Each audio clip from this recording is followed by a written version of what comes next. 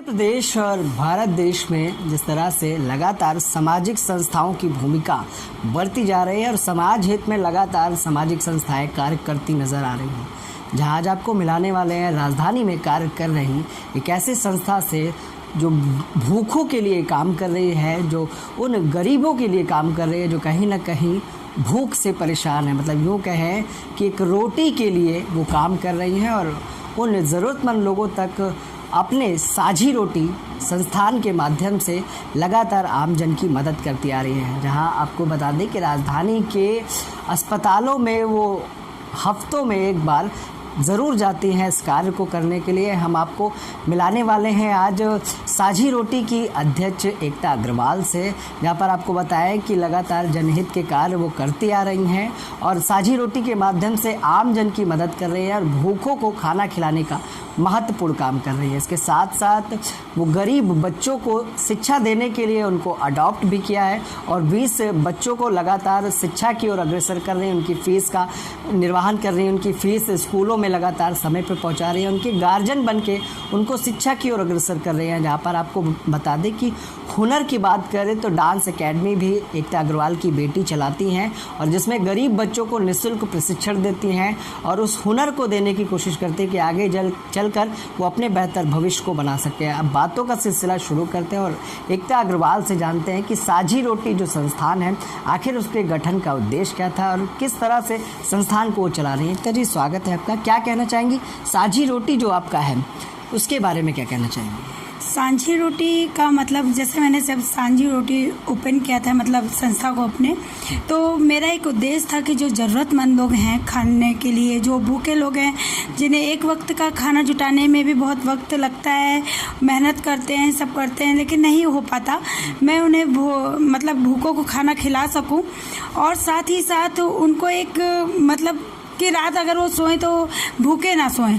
मेरा एक उद्देश्य ये था कि जब मेरे हस्बैंड हॉस्पिटल में एडमिट थे तो मैंने देखा था कि बहुत सारे लोग भूख से परेशान रहते थे, पैसा नहीं होता था क्योंकि डॉक्टर हॉस्पिटल में होते थे और पेशेंट के पास इतना खर्चा होता था उनके पेशेंट के लिए कि शायद उनको खाना खाने के लिए भी नसीब नहीं होता था।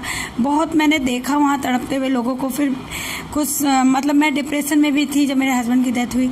उसके बाद मैंने सोचा कि अपना भी मन लगाना चाहती थी कुछ में, तो मैंने इस संस्था को खोला और मैंने फिर वर्क भी केवल हॉस्पिटल में ही किया कि मैं हॉस्पिटल जैसे बलरामपुर हॉस्पिटल ट्रामा सेंटर, मैं वहीं पे ही भूखे लोगों को खाना प्रोवाइड कराती हूँ।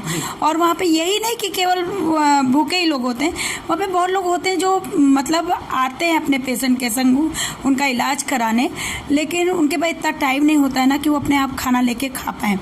तो हम लोग जब लेके जाते हैं ना तो वो लोग भी हम लोग कहते हैं भैया ले लीजिए, एक बार खा लीजिए आप, तो वो लोग को इतनी दुआएं देते हैं वो हमें कि पैसा होते हुए भी वो खाने नहीं जा पाते वहाँ तक के। और जब हम लोग खाना लेके पहुँचते तो मतलब हम लोग को जो खुशी मिलती है ना उस टाइम कि आज इनका पेट भरा और खा सकते थे लेकिन नहीं ले पाए और चलो कुछ तो इनके पेट में गया। कहीं ना कहीं जो संस्था चलाने का उद्देश्य रहा दुआओं को पाने का उद्देश्य, हमारा मतलब ही यही है कि हमें दुआएं मिले, क्योंकि शायद हमें ऊपर जाना है तो शायद पैसा और कुछ लेके तो नहीं जा सकते ना, लेकिन इनकी दुआएं ही लेके जाएंगे हम। क्या कहना चाहेंगे एकता जी, संस्था में आर्थिक जो ज़रूरतें हैं या इस कार्य को करने के लिए जो सामान है, जो सामग्री लगती है जैसे राशन है, उसकी व्यवस्थाएं कैसे आप लोग करते हो, कैसे अरेंजमेंट करते हो?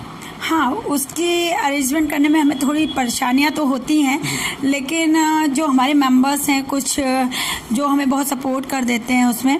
अगर मान लीजिए हमें किसी चीज़ की ज़रूरत होती है तो हमारी एक आदत है हम जल्दी किसी से कहते नहीं हैं। और दूसरा क्या है कि हम लोग पोस्ट डालते हैं केवल अपनी, तो जिसको जो सहयोग करना होता है तो वो बोल देते हैं कि हमारी तरफ से ये सहयोग रहेगा।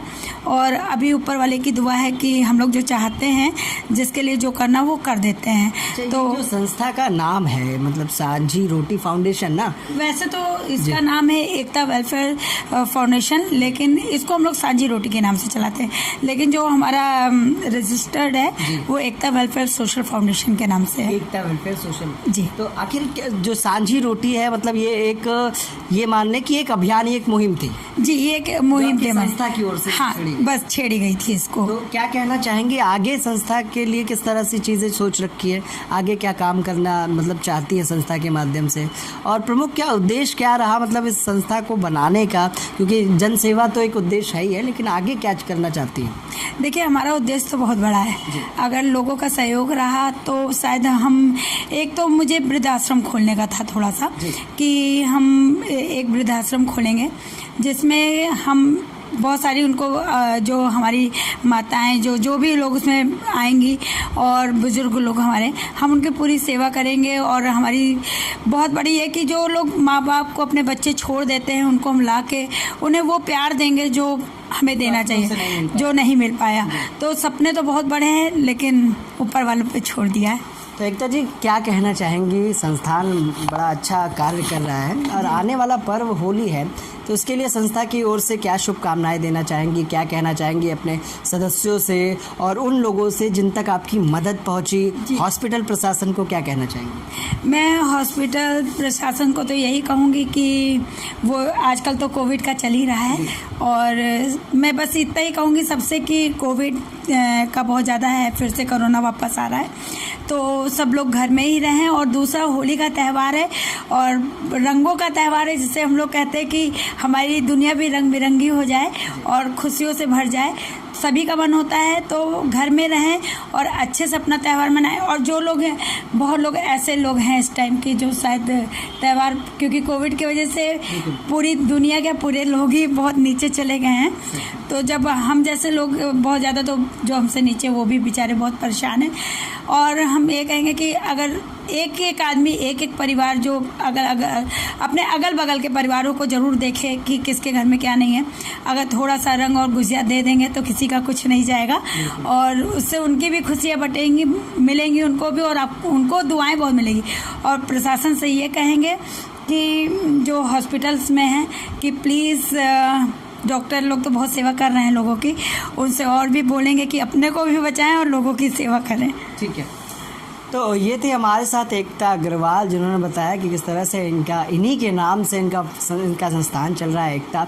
और जिस तरह से उन्होंने बताया कि जो साझी रोटी जो मुहिम थी उसको छेड़कर किस तरह से दुआएं हासिल की, और आगे भी ये लोगों के लिए काम करना चाहती हैं। जी, क्या कहना? हाँ, मैं एक चीज़ और कहना चाहूँगी। मैं ये चाहती हूँ कि जैसे मेरी बेटी है, ठीक है, वो डांस में बहुत अच्छी थी, तो मैंने सोचा क्यों नहीं, जो ज़रूरतमंद बच्चे, बहुत सारे बच्चों में हुनर होता है छोटे, मतलब लेकिन उनको सिखाने के लिए या तो उनके घर वालों के पास पैसे नहीं होते। मैं ये कहूँगी, अगर आपके घर में किसी भी बच्चे को कोई भी हुनर आता हो तो प्लीज़ कुछ बच्चों को बुलाइए, अपने आसपास के एरिया के बच्चों को, उनको फ्री में उस चीज़ों को सिखाइए। हो सकता है उसमें से कोई भी बच्चा एक बहुत अच्छा निकल के चला जाए और बहुत अच्छा डांसर, जैसे हमारी माधुरी दीक्षित है और सब कितने अच्छे, कोई एक अच्छा आप ही का नाम लेगा। और मेरी बेटी जो है वो सिखा रही है बच्चों को डांस।